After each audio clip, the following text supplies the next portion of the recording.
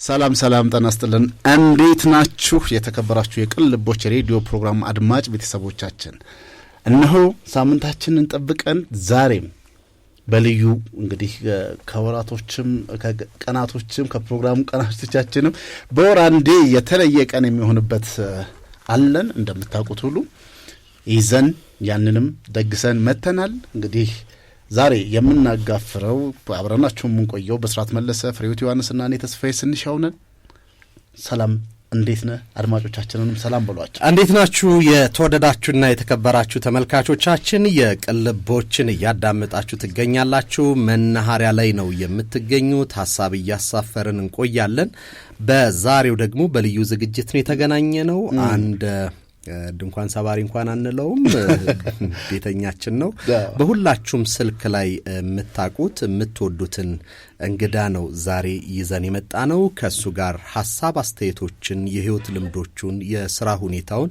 እየተነጋገርን ከናንተ ጋር ቆይታ እናደርጋለን ፍሬውት አብራናለች ከዛ በተጨማሪ ደግሞ ቤባ አብሮን ይገኛል አዎ እንግዲህ በካሜራም በቀጥታ ስርጭትም ስላለን ነው አንተም ተመልካቾቻችን ያልከው አድማጮቻችንም እንዳሉ ቴሌቪዥን ይዞ ይሄዳልና ፍሬ ሰላምታሽም ማቅረብ ትችያለሽ እንዴት ናችሁ ሳምንቱን ጠብቆ ቅልቦች ዛሬም እንግዲህ ተገኝተናል ከእንግዳችን ጋር በብዙዎቻችን ዘንድ ተወዳጅነትን ያገኘ በሚሰራቸው ስራዎች የምናስታውሰውና የምናከብረው እንግዲህ አንድ እንግዳ ይዘን መተናል ምናልባት ቅልቦች ባለፈው ሳምንት ላይ በወሩ የማህበራዊ ሚዲያ ተጽዕኖ ፈጣሪዎች ማን ናቸው የሚል ጥያቄ አቅርበው በማህበራዊ ሚዲያ ላይ በብዙ ተደራሽነት ባላቸው ትልልቅ ሚዲያዎች ሲዘግቡት የነበረው ድምጽ ሲሰበሰብ የዳኞችም የወሩ የማህበራዊ ሚዲያ ተጽዕኖ ፈጣሪዎች ማን ናቸው የሚል 4 እጩዎችን አቅርቦ ነበር በአንደኛ ደረጃነት ኮሜዲያን ያሲኖ ልጅ ዳውድ ባርኮት እንደዚሁም አዶናይ የዚህ ወር የማህበራዊ ሚዲያ ተጽዕኖ ፈጣሪ እጩ ሆነው ቀርበው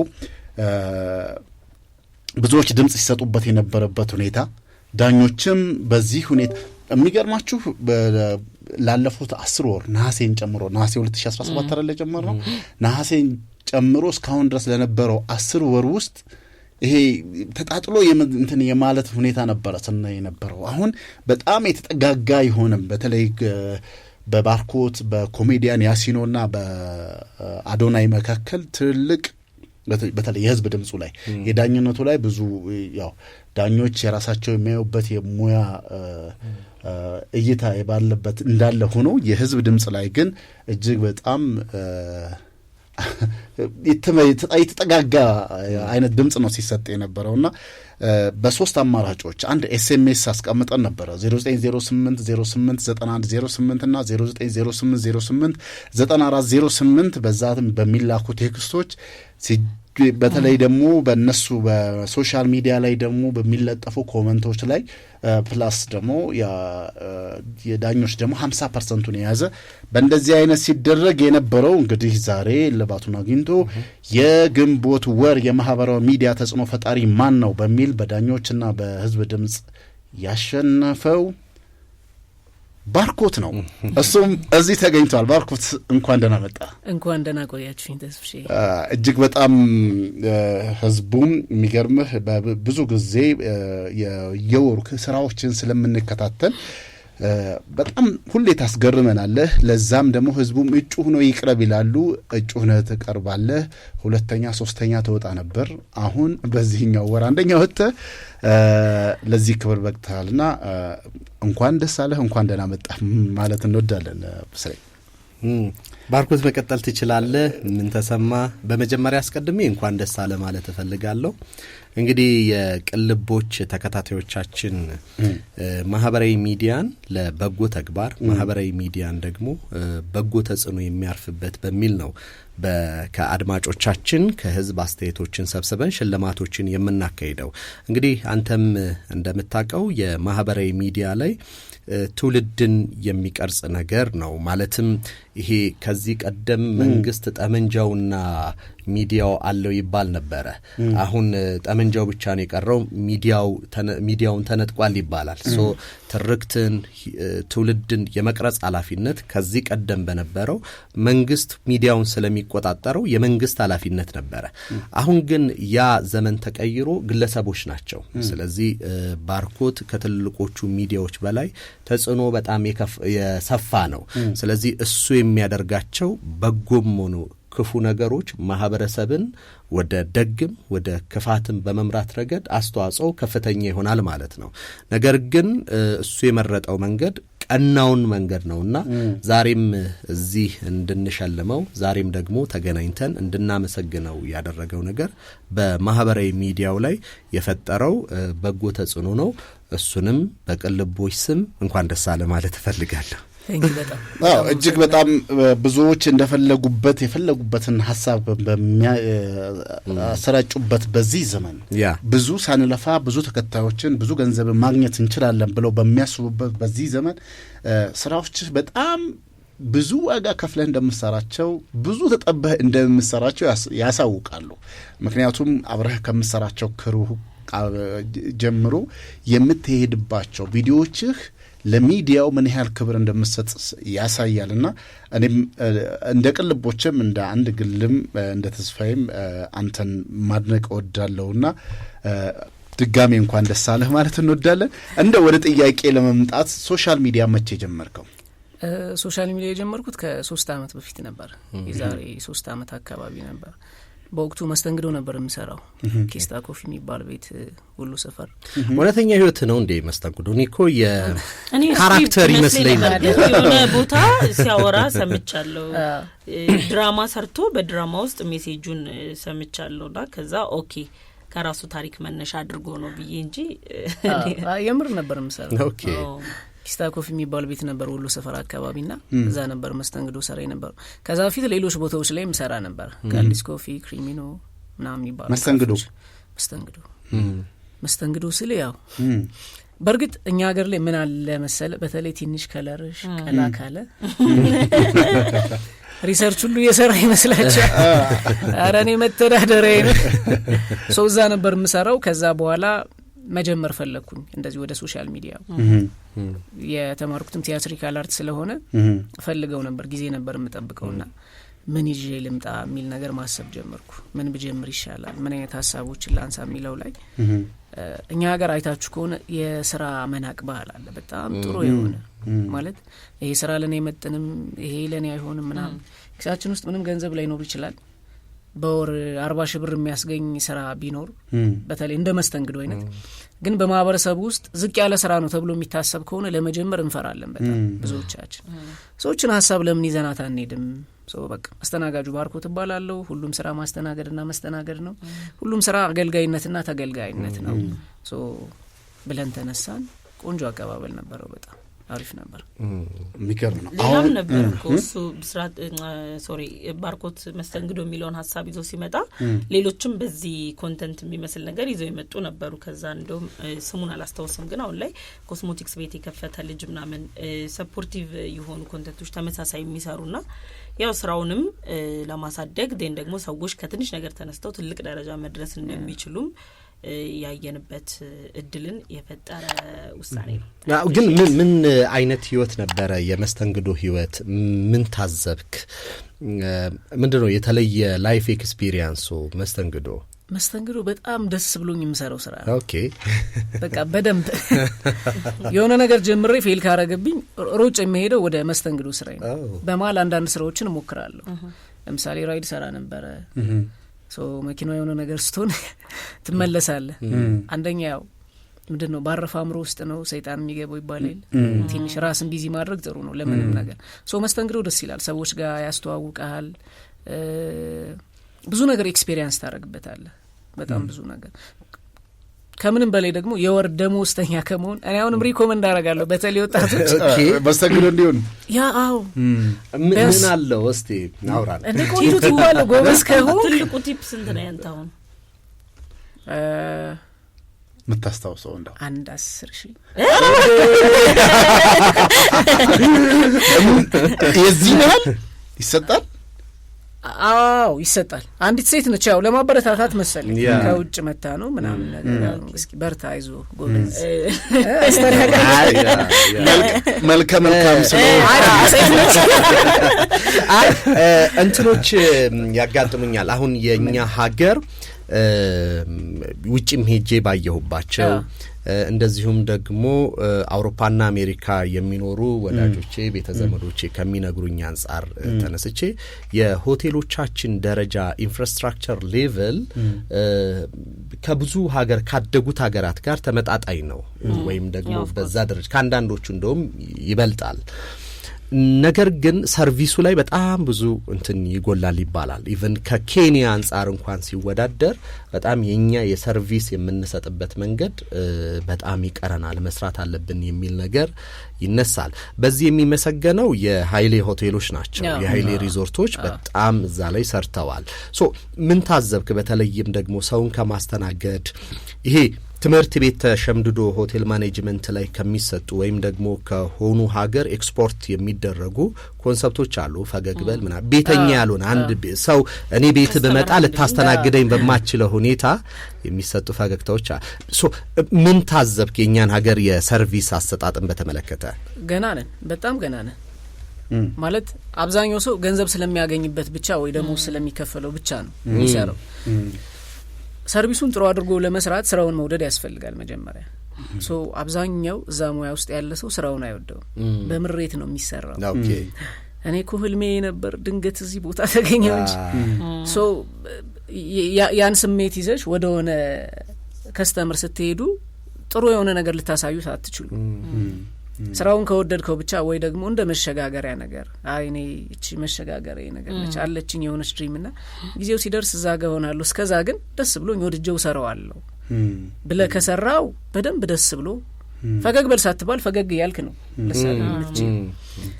ምናልባት በመስተንግዶ ውስጥ መልካም ሆነ እንግዲህ ጥሩ እንትኑን የሚገኘውንም ነግረህናል። እኛ ደግሞ አንዳንዴ ስንሄድ አንዳንድ ወጣ ያለ ባህሪ የሚያሳዩ የሚያስተናግዱትን የሚያመናጭቁ እህቶቻችንን የሚጎነትሉ የተለያየ ነገሮች ምናምን ነገር ይታያልና ምናልባት በዚህ ጉዳይ ላይ እኛ ምናልባት በእኛ እይታ እንደዛ ብለን ስለምንል ነው እህት ወንድሞቻችን እኔ አስተናጋጅ ልሁን ወይ ቢለኝ አንተ አሁን ከመናገር በፊት ነው በሌላ እድል ሞክር ብዬ የ5,000 10,000 የሚገኝበት ስራ ውስጥ ብቻ ሪኮመንድ ላረጋቸው የምችለውና እንደዚህ አይነት ነገሮችስ እንደው ምናልባት ሳት ብሎን እኛ የምናያቸው ያየናቸው ነገሮች አንተ አይታቸዋል? አሉ፣ በጣም አሉ። በጣም የማይደረግ ነገር የሚያደርጉ አሉ።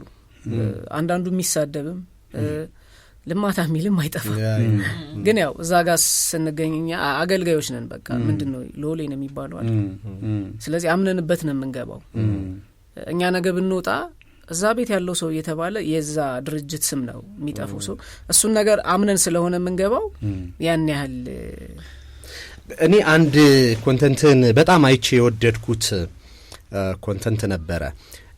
አንድ ህፃን አንደሬጅ የሆነች በእድሜዋ ትንሽ የሆነች ልጅ ተማሪ ናት። ከነ ዩኒፎርሟ መጥቶ አዋቂ ነሽ፣ ትልቅ ነሽ፣ አድገሻል እያላት ወደ ሩም ሊያስገባ ሲታገል መተህ ልጅቷን የምትታደግበት ሁኔታ ነበረ።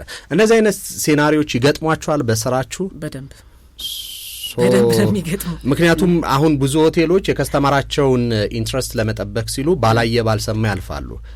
ኮንፍሊክት ኦፍ ኢንትረስት አይፈጥርም? እንዴት ነው የምትከላከሉትስ? እሱንማ ምንም ልታደርግ አትችልም። ቱ ቢ ኦነስት አሁን ያኛው ድራማ ስለሆነ ነው እንደዚህ አዳናቸው። ሰው ታዳጊ ሴቶችም እንደዚህ እንዳትሸውዱ ባካችሁ ሆን ብለው ነው እንዲሚሏችሁ የሚለውን ለማሳየት ነው እንጂ እዛ ቦታው ላይ ምንም ልታደርግ አትችልም። ምን አገባውላል ትልት ይችላልች። ምክንያቱም አብዛኞቹ እንደዚህ ምንድነው ቲኔጀር ምናምን ላይ ያሉ ልጆች የሚያስቡት በጣም አዋቂ እንደሆነ ነው። ወንዶቹም የሚነግሯቸው እንደዛ ነው። ሶ አይመለከትም። አንዳንዴ አንተም እንድትጸጸት ያደርገዋል። ማለት እንትን ብለው ነው ተታለው ነው ስትል አንተ እንደተታለልክ አድርገውም እንትን ይሉሃል የሚያወሩላል። ሶ እንደ ሰው ማይንድ ሴታፕ ኤቲክሱም አይፈቅድልም። ኤቲክሱም ሌላ እንደው ወደ አንድ ጥያቄ ልለፍና እኔ በአጻጻፍ ቴክኒኩ ራስን የምታዘጋጃቸው ስክሪፕቶችን በጣም ጎበዝ ልጅ የአጻጻፍ ቴክኒኩ ላይ አዲስ አይነት ነገር ይዞ የመጣ ይመስለኛል። እሱን አንድ ጊዜ ዮናስ አብርሃም በትንንሽ ፀሐዮች ላይ የሞከራቸው ወይም ደግሞ እዛ ላይ የተመለከትኳቸው የዚህ የኮንቨርሴሽኑ ቴኒስ ኪክ ናቸው ይል ነበረ። ለምሳሌ ቶሎ ቶሎ መቀባበልና የተመልካቹን ወይም ደግሞ የአድማጩን አእምሮ የመያዝ ቴክኒክን በስፋት እንደሚጠቀምበት እሱም ማጫውቶኝ ነበረ። ጠይቀው አክቹአሊ እኔ አይቼው ነው። ሶ አንተ ላይ የምመለከታቸው ነገሮች አንደኛ ለረዥም እንኳን ሆኖ በጣም ምልልሶቹ ልክ እንደ ቴኒስ ኪክ ፈጣን ስለሆኑ ረጅሙ ደቂቃ አጭር መስሎ እንዲታይህ ያደርጋል።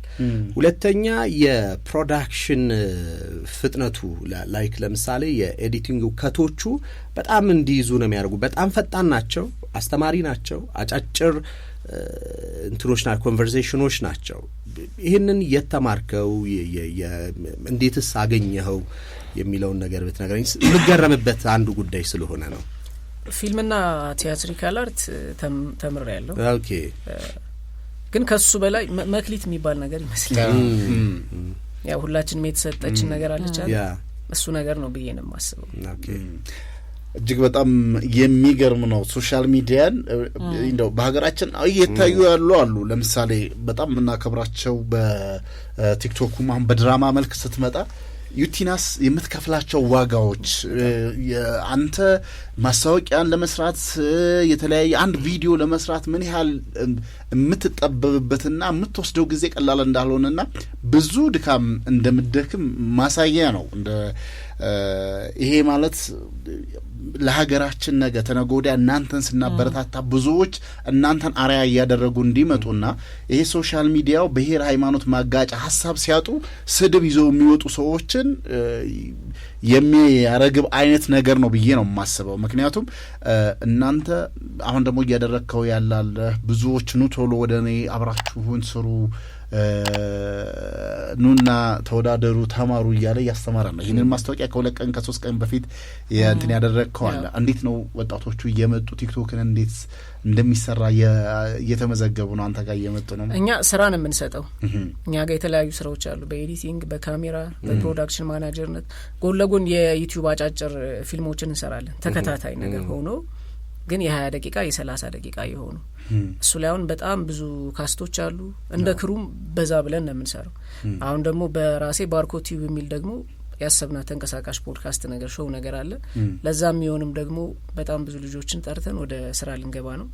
ጎን ለጎን ደግሞ ባርኮት አድቨርታይዚንግ የሚል የቲቪ ማስታወቂያዎችን መስራት ጀምረናል። እንግዲህ እግዚአብሔር ይመስገን። እንደው አንድ ጥያቄ ላንሳልህና የዚህ ማህበራዊ ሚዲያ ወይም ደግሞ ሚዲያ የሰውን አእምሮ በመቅረጹ ረገድ ትልቅ ሚና ይጫወታል። ዘረኝነትም ጥላቻም የሚሰበከው ሚዲያዎች ላይ ነው። አንድ ጊዜ ትሬቨር ኖህ ታዋቂው ኮሜዲያን አንድ በጣም የተቸው የለስላሳ መጠጥ ማስታወቂያ ነበረ። ማለት በጣም ዘረኝነትን ፕሮሞት የሚያደርግ ይሄ ብላክነስን ወይም ደግሞ ጥቁርነትን ወይም የሚያቆሽሽ አይነት ማስታወቂያ ሲስተማቲካሊ ነው ግን የተሰራጨው። በኤዥያዎች አሁን በተለይ እነ ቻይና እያደጉ መምጣታቸውን ተከትሎ ኤዥያ ላይ ኮመን እየሆነ መጥቷል። ጥቁርን ጥላቻ ዴቨሎፕ እያደረገ በሚዲያዎቻቸው ጭምር ትልቅ የማስተላለፊያ ወይም ደግሞ ጥላቻ ማስተላለፊያ ሆነዋል። ነገር ግን የአንተንና የጥቂቶችን ኮንተንት ስመለከት ኢትዮጵያ ውስጥ ኮሜርሻል ቢሆኑም በኮሜርሻል በንግድ ማስታወቂያዎች በሙሉ ፖዚቲቪቲን፣ መልካምነትን፣ ቅንነትን፣ በጎነትን የሚሰብኩ ናቸው።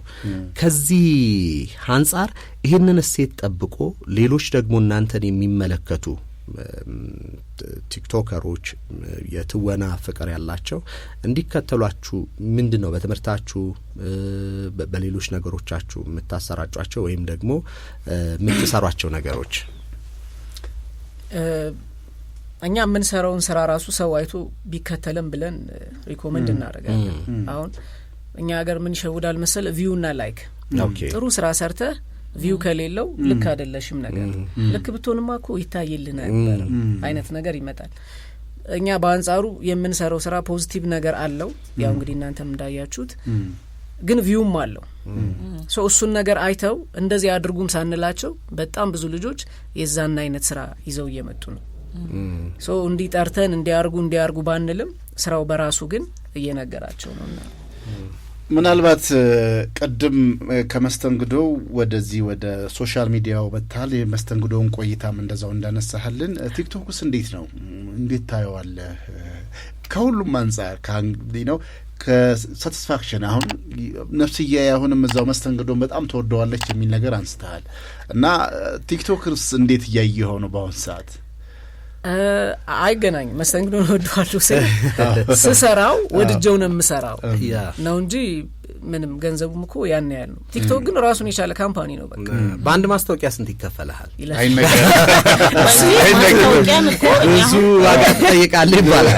ቲክቶክ ላይ የምናያቸው ማስታወቂያዎች እኔ አንደኛው ባርኮትን በግሌ ማደንቅበት ምክንያት በቃ ማስታወቂያን አናዘር ሌቭል ላይ ወስዶታል ቲክቶክ ላይ በቃ ሌላ ታሪክ ውስጥ አስገብቶታል ማስታወቂያና በኢቲቪ በቲቪ ማስታወቂያዎች ሜንስትሪም ሚዲያ ላይ ምናያቸው ለምሳሌ ሰራዊት ፍቅርና ሙሉ ዓለም አንድ ላይ ተቀናጅተው የሚያቀርቡትን ነው የሶሻል ሚዲያው ላይ ደግሞ ማስታወቂያን የሆነ ሌቭል ላይ የሰቀልከው ይመስለኛል ኦፍ ኮርስ ነገ ሌላ ትውልድ መጥቶ እናንተንም አሪያ አድርጎ ከናንተ ተነስቶ እና ከናንተ የተሻለ ነገር ማድረግ ይችላል ቀድሞ ወደ ጠየቅኩ ጥያቄ ስመጣ ለምን እንደጠየቅኩ አንድ ቪዲዮ ሰርተን ነበር በጣም ብዙዎቻችን ጋር የደረሰ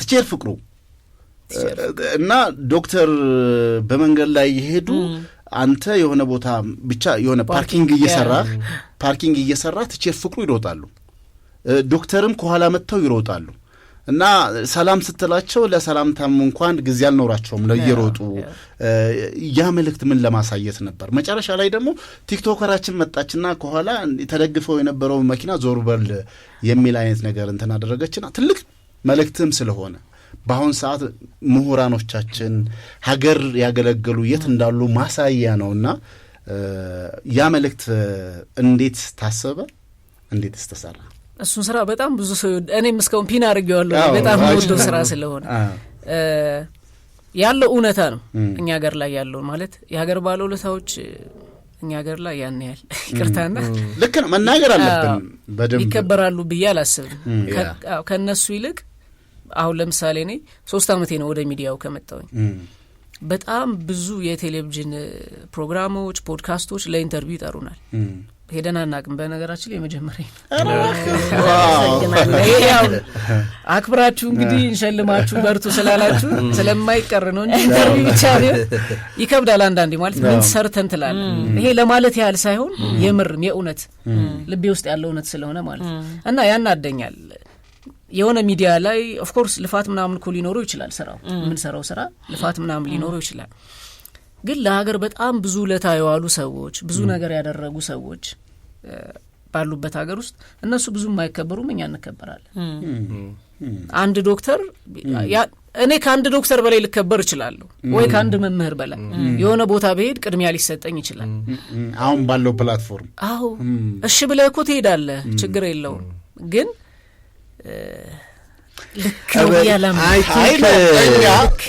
እኛ በዚህ ጉዳይ ላይ ሶሻል ሚዲያ ትሬኒንግ ለመስጠትም እንግዲህ ወደ 6-7 አመት ሞልቶናል ከተለያዩ ሚኒስቴር መስሪያ ቤቶች ጋር ተቋማት ጋር ትንሽ እንደው 100 ሚሊዮን የገቡማ ተው የፊት ወንበር ከተሰጠኝ ብለው ሁላ የሚያኮርፉ አይነት ስሜት ምሁራኖቻችን እኛን ኮትኮቶ አስተምረው እዚህ ያደረሱን ሀገር ያቀኑ በዳር ድንበር ዋጋ የከፈሉ የመከላከያ አባላት የነበሩ ህይወታቸው ለሀገር ፍቅር ሰጥተው የራሳቸው ኑሮ የማይኖሩ እነሱ ከኋላ ተገፍተው እንዳልከው ነው ሀቅም ስለሆነ ቲክቶከሮች ተከታይ ስላላቸው ብቻ ፊት ለፊት ላይ ይምጡ የሚል አይነት ስሜት በደንብ የሚታይ ሁኔታ ነውና እኔ ለዛም ነው ይሄን ጉዳይ ማንሳትም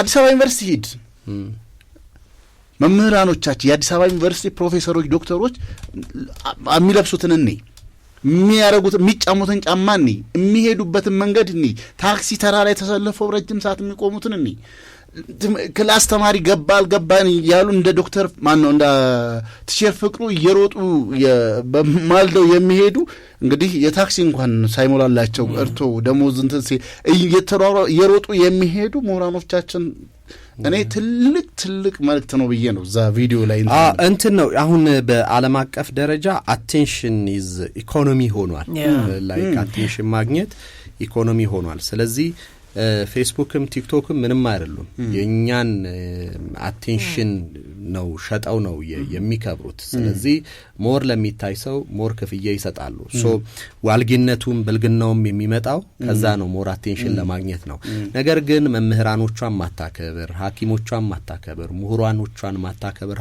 ሀገር የትም አትደርስም የአሜሪካ ትልቁ እድገት የሚባለው ከሁለተኛው የዓለም ጦርነት በኋላ አንደኛው የዓለም ጦርነት በኋላ የናዚ ጀርመን እና በአውሮፓ ውስጥ በተነሳው ጦርነት ምክንያት አልበርት አንስታይንን ጨምሮ ብዙ ምሁራኖች ወደ አሜሪካ ሸሽተው ነበር እና እሱን ወደ ፖሊሲ ቀየሩት ስለዚህ እነዚህን ሳይንቲስቶች ተጠቀሟቸውና አሜሪካኖች የራሳቸውን ኢምፓየር መገንባት ጀመሩ ስለዚህ አሁን አሜሪካ ዛሬም ድረስ ታለንት ይኖርህ ችሎታ ይኖርህ ከየትም ሀገር ድራግ አርጋ አሜሪካዊ አድርጋ ለአሜሪካ እንድትሰራ ታደርጋለች ስለዚህ የነሱ ዕውቀት የነሱ ገናናነት ዘመን የተመሰረተው በእነዚህ በምሁራን ነው ሶ ኢትዮጵያ ገናና ትሁን ሲባል መሶሶ የሚሆኑት ምሁራኖቹ ዶክተሮቹ ኢንጂነሮቹ ናቸው እነዚህን ደግሞ በአግባቡ ማክበር ካልቻልክ እንደ ሀገር እንወድቃለን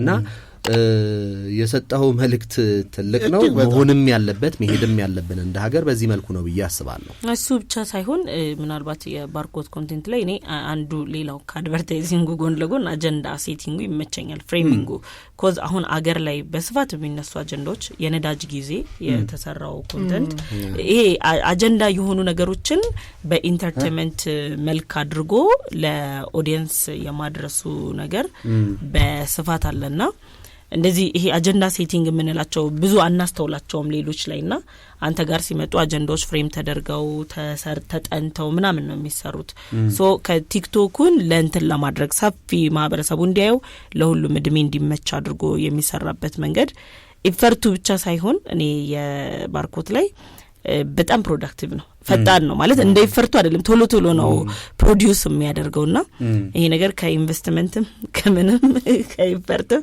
እንደ ወጣት በቃ ብዙ አስተማሪ ነው አይ ቲንክ ያስከበረው ባርኮትን ሌሎችም ማክበር መቻሉ ይመስለኛል ገብቷል በማህበረሰባችን ውስጥ አሁን ይሄ ለምን ሆነ ምሁራኖቻችን ያስተማሩ መምህራኖቻችን ለምን ተገፉ ብለን ሁሉ ጊዜ እንጮሃለን አይደለ ጩኸታችንን ስለጨውክልን መሰለኝ ህብረተሰቡም ደስ ብሎት ላንተ ይሁላ አክብሮትም ክብርም እኛም እንደቀልቦች እንድንሸልምህ ያበቃን ምክንያቱም ሌሎች ሀገራት ላይ አሁን የመምህራን የደሞዝ ክፍያ በጣም ከፍተኛ ነው አንድ ጊዜ ጀርመን ውስጥ አንጌላ ሜርኬልን የቀድሞ መራሂተ መንግስት የነበረችውን ሴት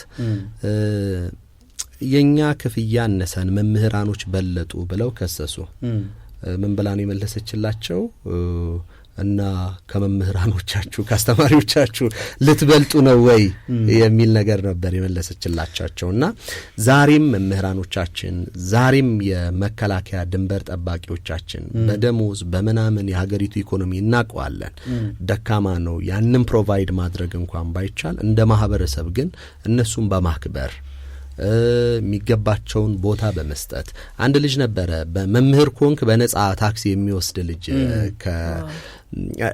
እንደዚህ አይነት ትሬንዶች አሉ መምህራንን ማክበር ምንም አይደለም ይሄ ሞራል ግንባታ ነው መከላከያ ሲታይ እሱን አክብረህ ቅድሚያ መስጠት ለአባት አርበኞች ቅድሚያ መስጠት ትልቁ ልንሰጣቸው የምንችለው ነገር ክብርን ነው አንድ አሜሪካ ወታደር ትልቁ ሀብቱ ከሚያገኘው ጥቅም በላይ በማህበረሰብ ውስጥ የሚኖረው ቦታ ነው በእንግሊዝ ውስጥ ትልቁ ሀብታቸው ለወታደር የሚሰጡት ወይም ለመከላከያ ሰራዊታቸው የሚሰጡት ቦታ ነው። ይሄ ማህበራዊ ክብር ማለት ነው። ሀገራችን ደሃናት እናቃለን፣ ደሞዙ አይበቃም፣ ብዙ ችግሮች አሉ። ግን ያንንም ማድረግ ባይቻልም እንደ ማህበረሰብ ግን ለነዚህ ሰዎች ክብር መስጠት አለብንና የባርኮት ስራ አንዱ አካል ነው ማለት ነው። በጣም ብዙዎች እኛ ነው ትንሽ የቲክቶከሮች ጋር ስራችንም ማህበራዊ ሚዲያ ላይ የሚሰሩ ሰዎች ጋር ይገናኛል። ስለሆነ እናያቸዋለን። ትናንት የነበሩበት አሁን ምን ያህል ፎሎወር አለ? 1.9 1,900,000 ተከታይ አለ። ትልቅ ነው እጅግ በጣም። ወደ አንተ አካባቢ በሚሊዮን ሲገቡ ባህሪያቸው ሙሉ የሚቀየሩ አይተናል። ብዙዎችን ያው ባንድም በሌላም በስራም ስለምንገናኝና አንተ ጋር አሁንም ያንን ቪዲዮ ለራሱ መስራቱ በውስጥ ስላለ ነው ልትሰራው የቻልከው። የሰራኸው ነው ደግሞ እዛ ላይ የለጠፍከውና እጅግ በጣም ብዙ የሚያስተምርና ለሌሎችም መልእክት ይሆናል። እንደው እየሰማችሁ ያላችሁ ሶሻል ሚዲያ ላይ የምትሰሩ የሶሻል ሚዲያ ኮንተንት ክሬተሮች ባርኮት ፔጅ ላይ ገብታችሁ ፒን ያደረገውን ለሀገር ባለውለታዎች የሰጠውን ክብር እዩና በዛ መልኩ እንደው ለሀገር ባለውለታዎች ብትችሉ እንደዛ አይነት ስራ ብትሰሩ፣ ባትችሉ ደግሞ ከሚገባቸውን ክብር ብንሰጥ የሚለውን መልእክት ለማስተላለፍ ነው። ሌላው ባርኮት የሚታወቅበት የማስታወቂያ ስራ ነው። በአሁን ሰዓት ላይ በሶሻል ሚዲያ ላይ ባርኮት የሚሰራቸው የማስታወቂያ ስራዎች ወደር የላቸውም። ሌቭሉን ሰቅሎታል ይላል። በቀላል ምንድነው ነው በሶሻል ሚዲያ አሁን እኛም ጋር አንዳንዴ ልክ አይደለም እያልን ከማስታወቂያ ከሚሰሩት ጋር እንጋጫለን። ከሀገር ከባህል ኢቭን በዚህ ለራሱ እንዲህ ማስታወቂያ የሚሰሩ ልክ አይደሉም የሚሉ ኮንተንት ክሬተሮችን መጥተው እየሰሩ ነው ያሉት። እና ከምን አንጻር አንዳንዶች ይሄ በሜንስትሪም ሚዲያ ይሄ የማጭበርበሪያ መንገዶች የምርትና አገልግሎታቸው ሌላ ነው በሌላ ተቀባይነት የሌለው ሶሻል ሚዲያ ኤዲቶሪያል ፖሊሲ የለውም፣ ስለዚህ እዛ ሄደን ማስታወቂያ ማስነገር እንችላለን እየተባሉ ብዙዎችን ለዘረፋ ብዙዎችን ለመጭበርበር እድል እየፈጠሩ ያሉ ተቋማቶች አሉ። ባርኮት የሚመጣው ማስታወቂያ የመጣለትን ሁሉ ነው እንትን የሚለው። ኦፍ ኮርስ እስካሁን ድረስ ስትናገር የነበረው የሚያሳየው አንድ ማሳያ አለ። ግን የሚመጡትን ማስታወቂያዎች እንዴት ነው የሚለየው? ብዙዎችን ማስታወቂያዎችን አይተናል። ብዙ ጥንቃቄ የተሞላበት ነው። ይሄንንስ የምታደርገው እንዴት ነው? ወደፊትስ ደግሞ እንዴት ነው የምትሰራው? በመጀመሪያ እግዚአብሔር ይጠብቅ ነው። አንዳንዴ ራሳችን ብቻ ጠብቀ ነውም ላይሆን ይችላል። ያው በተለይ ሰሞኑን እንደሰማነውም የሆኑ የተፈጠሩ ነገሮች አሉ። እኛ ከነዛ ሰዎች ልንበልጥ አንችልም። የሆነ ጊዜ ላይ ልንስት እንችላለን። ያ ማለት ግን አንጠነቀቅም ማለት አይደለም። በተቻለ መጠን በደንብ እንጠነቀቃለን። ከመንግስት ጋር ተያያዥ የሆኑ ንግድ ፍቃድ ነገሮችን በተለይ ይሄ ኮስሞቲክስ ነገር የሚበላ ምናምን ከሆነ ደግሞ ከመድኃኒትና ምግብ ቁጥጥር ፍቃድ ከንግድ ፍቃድ እሱን ነገሮች በደንብ እንጠይቃለን። የማይሰጡንን ሰዎች አንሰራም። ከዛ ውጭ ፈጽሞ ማንሰራው ማስታወቂያ አይነቶች አሉ። ይሄ ከቴሌብር ጋር ተያይዞ እንደ ቁማር ነገር ግን ቀለል ተደርጎ የሚነገር ነገር አለ። እቺ ዶሮዋን እንዲያርጋ ከዛ በኋላ ከፍ ትላለች ምናምን እንደሱ አይነት ነገሮች ያለማጋነን በጣም ብዙ ክፍያ ይመጣልሃል። ግን ታናሽ ወንድም ቢጫወተው ስልኩን ነጥቀ ልትገርፈው የምትችለውን ነገር ለኦዲየንስህ ያ ኦዲየንስ የሚከተልህ አክብሮ ወዶ ካንተ የሆነ ነገር ጠብቆ ነውና ያን ኦዲየንስ እንካይንን ነገር ተጠቀም ማለት በጣም ዲስሪስፔክት ማድረግ ነው ብዬ አስባለሁ። እንደዛ አይነት ነገሮች የቱንም ያህል ገንዘብ ቢከፈሉን ማንሰራቸው አሉ። የቤቲንግ እንትኖች ማለት ነው አይደል? እንደ ተቋም አንሰራም ነው በፍጹም። እሱን ልንገባበትም አንቺ ፕሮዳክሽኑ ምን ያክል ጊዜ ወስድብሃል? አንድ ማስታወቂያ አሁን የዳሽንን እየተመለከትኩት ነበርና ኦልሞስት ሾርት ሙቪ እንትኑ ታይፑ ምን ያክል የፕሮዳክሽን ቀን ወሰደብህ? እሱ ትንሽ በዛ ይላል። ከመጀመሪያው ከፕሪ ፕሮዳክሽን ስክሪፕቱ ሲዘጋጅ ጀምሮ ኦልሞስት ወደ 1 ወር አካባቢ ኦኬ፣ ከስክሪፕቱ ጀምሮ ማለት ነው።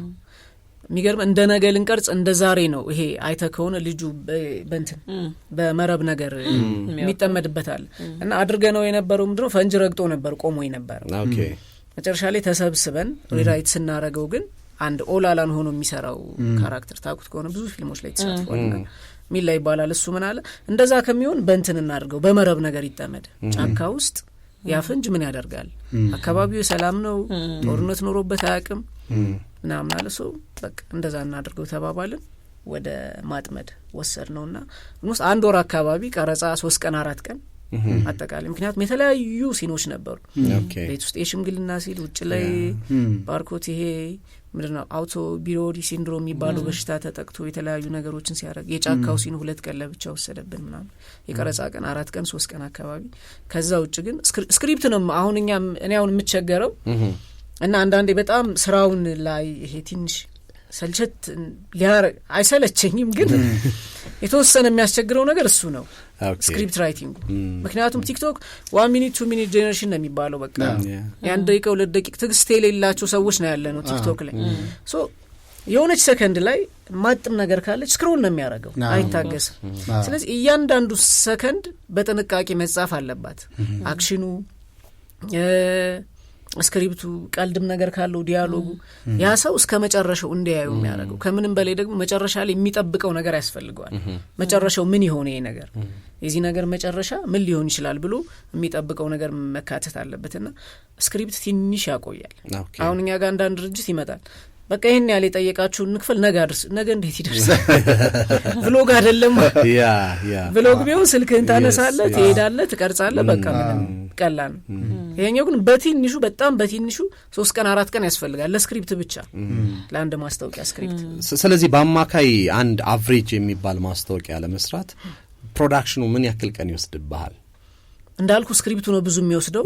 እኔም እንደማደርገው የማስታወቂያ ሐሳቦችን ቀድሜ ያዘጋጃለሁ። ኦኬ ብዙ ጊዜ የቤቴንም ማሳልፈው እየጻፍኩኝ የማስታወቂያ ሐሳብ ለብቻው የሚጻፍበት አጀንዳ አለ። እዛ ጋር ይሰበሰብና የሆነ ካምፓኒ ሲመጣ እዛ ውስጥ ይገባል እሱ። ኦኬ ለዛ ነው ቶሎ ቀድመን ስለተዘጋጀ ቀድሞ የተዘጋጀ ሰው ስላሉ 3 ቀን በጻፈው ስክሪፕት እኛ 3 አመት ቆመ። አይ እጅግ በጣም የሚገርም እንትን ነው። ደሞም ባርኮት በጣም የሚገርም ቅድም አሁን ባነሳበት ብዙ ሶሻል ሚዲያዎችን የተለያየ ቦታ ላይ ታገኛቸዋል። አንዳንድ እኛም ጋም አብረን ስለምንሰራም የተለያዩ ስራዎችም የተለያዩ ስልጠና ስብሰባዎችም ሲገኙ ይገኛሉና ባርኮት በጣም ውድ ነህ ማለት አትገኝም። አድራሻህም ከምን አንጻር ነው ትኩረትህን ነው ወይስ ሌላ ውጪም ላይ አትታይም? እኔ በእንትን በስራ በመገለጥ ጸጋው በስራ በመገለጥ ቢሆን በስራ ታስቀድም እንዳልኩ ነው ያስፈራል። ምን አሁን የሆነ ለኢንተርቪው ለምንም ስትጠራ ስትሄድ በጣም ሰርቻለሁ ያልኩ ያል ይሰማኛል ማለት በቃ ገና ነን። አንደኛ መዳረሻችንም ገና ነው። ይሄ መንገዳችን ገና እየጀመርን ነው ብለን ነው የምናስብ። እንደ ቲምም በቲም ነው የምንሰራው። በዚህ አጋጣሚ ቲሞችን በጣም ነው ማመስገን የምፈልገው። ምን ያክል ናቸው? ወደ 30 አካባቢ። ትልቅ ተቋም ነው እኮ። በምን ያክል ካሜራ ነው አሁን መቀርጾት? ምን ስታፍ አላችሁ? እንደው የፕሮዳክሽን ቲምህን እንትኖች ዘርዝርልኝ እስቲ።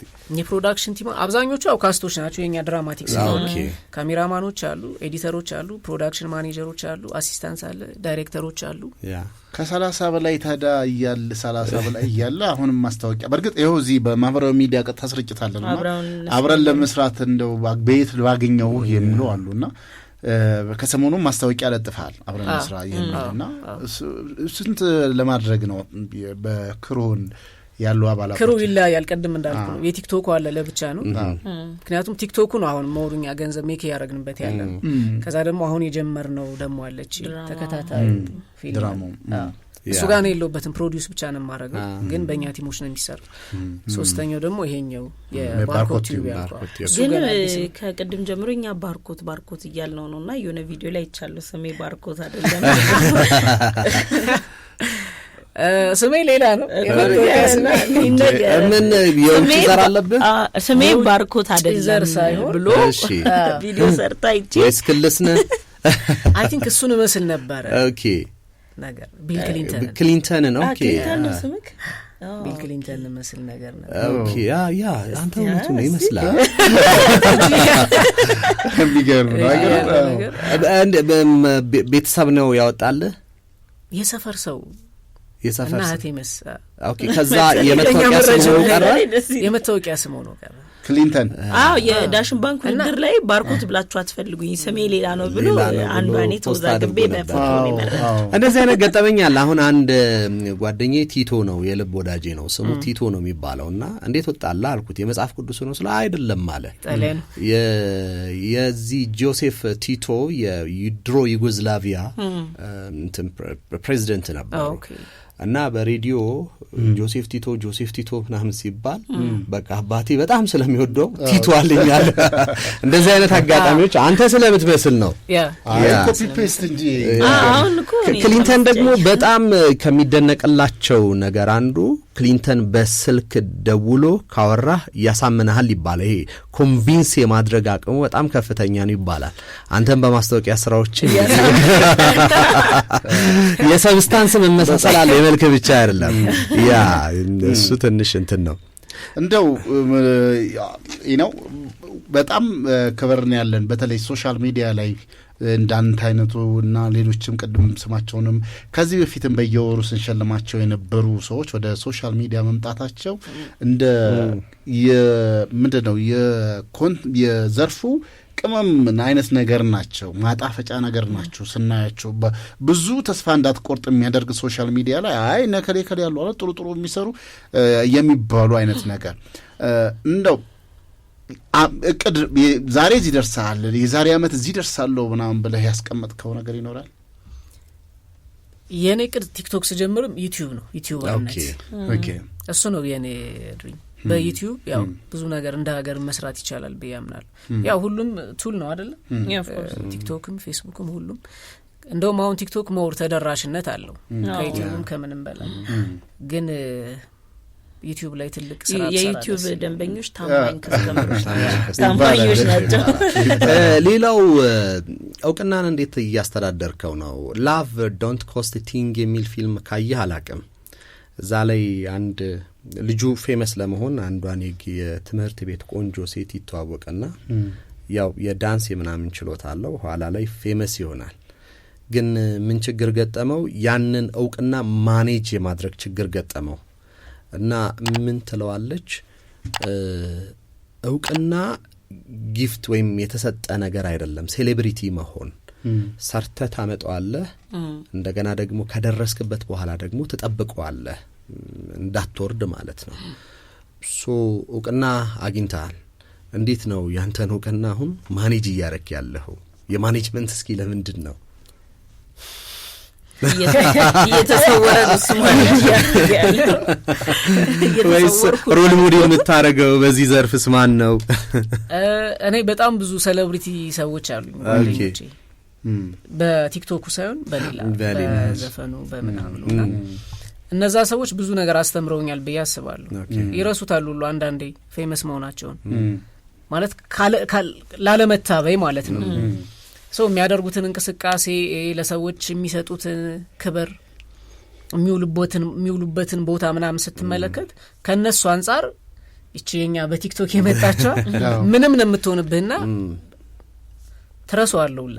ምንም አይ ሲሪየስ ጉዳይ ነው። እኔ ከትላንት ወዲያ ስናወራ ከማን ጋር ነበር ብቻ ስለ አንድ ቲክቶከር ስናነሳ የነበረበት ሁኔታ ነበር አንድ ወዳጄ ጋርና ትልቅ ሰው ነው ወዳጄ ማለት በብዙዎች ጋር የሚከበር ነው እና አንድ ቲክቶከር መጣ አለ እና ወደሱ ወደ ኦልሞስት ወደ 2 ሚሊዮን አካባቢ የሚጠጋ ፎሎወር አላት እና እንዳጋጣሚ ፊት ለፊቴ ላይ መጣችና ሳያት አይናችን ተገጣጠመና የሆነ አለ አይደል ይሄ የእንትን ጉዳይ ፊቷን አዙራ ምናምን ነገር እንደ ማለፍ አይነት ፎቶ አብረን እነሳ ብሎ የሚጠይቃት ወይ አድናቂሽ ነኝ ምናምን ነገር ብሎ እንዲላት የሚያይነት ስሜት የገለጸበት ሁኔታ አለና በተለይ ሶሻል ሚዲያ ላይ ያሉ እህት ወንድሞች የሚከተላችሁ ሰው የሆነ ነገር ከናንተ አገኛለሁ ብሎ ነው።